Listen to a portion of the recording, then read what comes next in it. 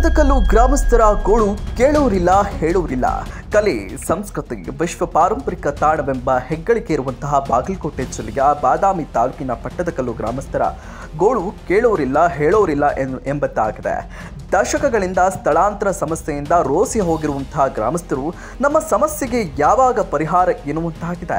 ಮಲಪ್ರಭಾ ನದಿಗೆ ಹೊಂದಿಕೊಂಡಿರುವಂತಹ ಈ ಪಟ್ಟದಕಲ್ಲು ಗ್ರಾಮ 2007, 2009 ಮತ್ತು 2019ರಲ್ಲಿ ಪ್ರವಾಹದಿಂದ ಗ್ರಾಮವು ಬಹುತೇಕ ಜಲಾವೃತವಾಗಿ ದೊಡ್ಡ ಸಮಸ್ಯೆಯನ್ನ ಎದುರಿಸುವಂತಾಗಿತ್ತು. ಐತಿಹಾಸಿಕ ಪ್ರವಾಸಿ ತಾಣ ಪಟ್ಟದಕಲ್ಲು ಈಗ ಸಂಪೂರ್ಣವಾಗಿ ಅಂದ್ರೆ ಅಲ್ಲಿಗೆ ಸಂಪರ್ಕ ಮಾಡುವಂತಹ ರಸ್ತೆ ಪ್ರವಾಹದ ಅಬ್ಬರಕ್ಕೆ ಕಿತ್ತು ಹೋಗಿದೆ. ಜನ ಐತಿಹಾಸಿಕ ಪಟ್ಟದಕಲ್ಲು ದೇಗುಲವನ್ನ ಮೇಲೇರಿ ರಕ್ಷಣೆಯನ್ನ ಪಡೆದಿದ್ದಾರೆ.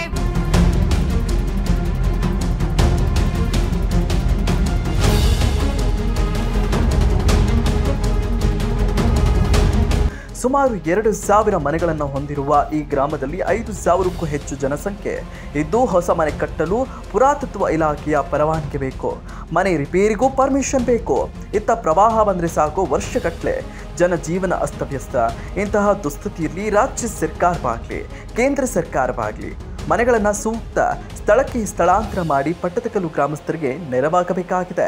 ಈ ಹಿಂದೆ ಪಟ್ಟದಕಲ್ಲು ಸ್ಥಳಾಂತರ ಪರಿಶೀಲನೆ ಮಾಡಿದ ಸಿದ್ದರಾಮಯ್ಯ, ಈ ಹಿಂದೆ ಬಾದಾಮಿ ಶಾಸಕರಾಗಿದ್ದಂತಹ ಹಾಲಿ ಮುಖ್ಯಮಂತ್ರಿ ಸಿದ್ದರಾಮಯ್ಯನವರು ಪಟ್ಟದಕಲ್ಲು ಸ್ಥಳಾಂತರ ವಿಷಯವಾಗಿ ಪರಿಶೀಲನೆ ನಡೆಸಿದರು.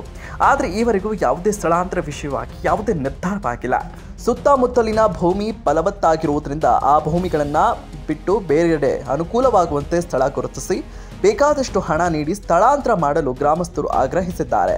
ಸ್ಥಳಾಂತರ ಆಗ್ಬೇಕು, ಯಾಕಂದ್ರೆ ಗತಿನೇ ಇಲ್ಲ. ಈಗ ಮುಂದೆ ಬರುವಂತೆ ಈಗ ರೋಡ್ ಎತ್ತರ, ಈಗ ಬಾನಾಪುರ ರೋಡ್ ಬಂತು, ಆ ರೋಡ್ ಬಂದಿದ್ದು ನೀರು ಮತ್ತಿಟ್ಟು ಈ ಸಲ ಗುಡಿ ಮ್ಯಾಗ ಹತ್ತತ್ತು ನೀರು. ಈ ಸಲ ನಮಗೆ ಯಾವ ನಮ್ಮ ಮನೆ ಯಾವ ಉಳಿದಿಲ್ಲ, ಪೂರ ಮ್ಯಾಲೆ ಮ್ಯಾಗ ಹತ್ತತ್ತು ನೀರು. ಮೊದಲ ಈಗ ಇಷ್ಟು ಬರ್ತೈತೆ ರೀ, ಈಗ ಪೂರ ಹತ್ತೈತಿ ನೀರು.